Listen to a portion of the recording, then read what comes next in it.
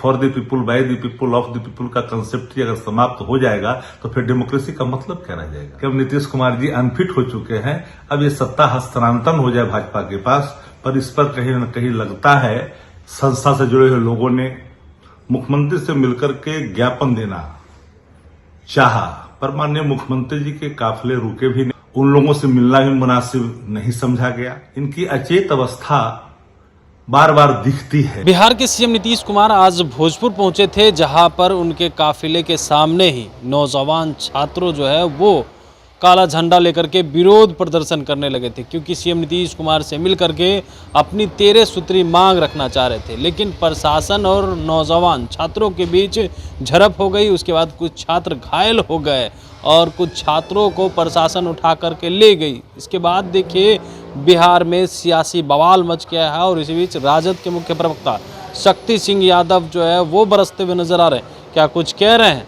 शक्ति सिंह यादव? सबसे पहले आप वो सुने। देखिए, माननीय मुख्यमंत्री जी का प्रगति यात्रा आरा पहुंचा था भोजपुर जिले में। वहां के कुछ कार्यकर्ताओं ने, नौजवानों ने, सामाजिक संस्था से जुड़े हुए लोगों ने मुख्यमंत्री से मिलकर के ज्ञापन देना चाहा, पर माननीय मुख्यमंत्री जी के काफिले रुके भी नहीं।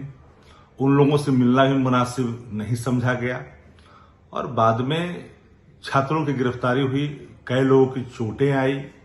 हम पहले से भी कहते आ रहे हैं कि माननीय मुख्यमंत्री जी जो बिहार नीतीश कुमार जी हैं, इनकी अचेत अवस्था बार बार दिखती है कार्यक्रमों में। इनके अधिकारी मुख्यमंत्री जी को जिस तरह से ले जाते हैं और किसी से नहीं मिलने जाते हैं, मिलने ही नहीं दिया जाता है। अगर फ्री कर दिया जाए मिलने के लिए, सुरक्षा के मानकों के हिसाब से माननीय मुख्यमंत्री को सुरक्षा भी रहे, लोगों से अगर मिलना शुरू करें और मीडिया अगर कवरेज कर दे तो प्रतिदिन देश का हर चैनल का 10 प्राइम टाइम की खबर हो जाएगी। लेकिन जो आज हुआ, यात्रा का मतलब क्या? सिर्फ गए और अपने चहेते अधिकारियों के घेरे में बैठ कर करके सिर्फ आप बटन दबा करके निकल जाना, ये प्रगति यात्रा नहीं है तो दुर्गति यात्रा है माननीय मुख्यमंत्री जी। लेकिन आपके अधिकारी भला ये बात को मानेंगे क्यों? जिस तरह से सूचना जनसंपर्क विभाग का भार इतना मजबूत तरीके से पड़ा हुआ है कि आपके खिलाफ खबरें भी न छपे, इसका भी मॉनिटरिंग की जाती है। लेकिन है यात्रा के नाम पर एक तरह से सरकारी खजाने का दुरुपयोग ही है। और माननीय मुख्यमंत्री जी को इसलिए लगातार जिलों में ले जाया जा रहा है कि ताकि भारतीय जनता पार्टी अपने एजेंडे में मतलब कामयाब हो सके। माननीय मुख्यमंत्री जी को 2-3 महीना और भारतीय जनता पार्टी खींचना चाहती है, भर मार्च और अप्रैल तक, ताकि मेंटली इनको रिटायरमेंट करने के लिए भारतीय जनता पार्टी फिर एक परसेप्शन बिल्डअप कर करके देश भर में ये चलना शुरू हो जाएगा कि माननीय मुख्यमंत्री जी अब योग्य नहीं रहे पद के योग। और भारतीय जनता पार्टी सीएम पर कब्जा तो प्रत्यक्ष तौर पर कर ही रखा है। वो चाहता है कि सीधे तौर पर इसी कार्यकाल में 2-3 महीना ही सही भाजपा का कोई मुख्यमंत्री बन जाए। और इसी कसरत में सब लोग लगे हुए हैं। भाजपा में बेचैनी है कि नीतीश कुमार जी के पुत्र का पदार्पण हो रहा है राजनीति में होली के बाद। लोकतंत्र भैया, कोई आ सकता है, जनता मालिक है, जनता तय करती है कौन जीतेगा कौन हारेगा। हम लोग तो किसी के आने पर कोई बात कहते ही नहीं है। डेमोक्रेसी में सबको अधिकार है। चुनाव तो लोकतंत्र के महापर्व में हर कोई हिस्सा लेता है। ये डर तो भाजपा को हो सकता है। भाजपा के लोग अब ये चर्चा करने लगे हैं कि भाई अब बाप को भी ढोया और बेटा को भी ढोएंगे।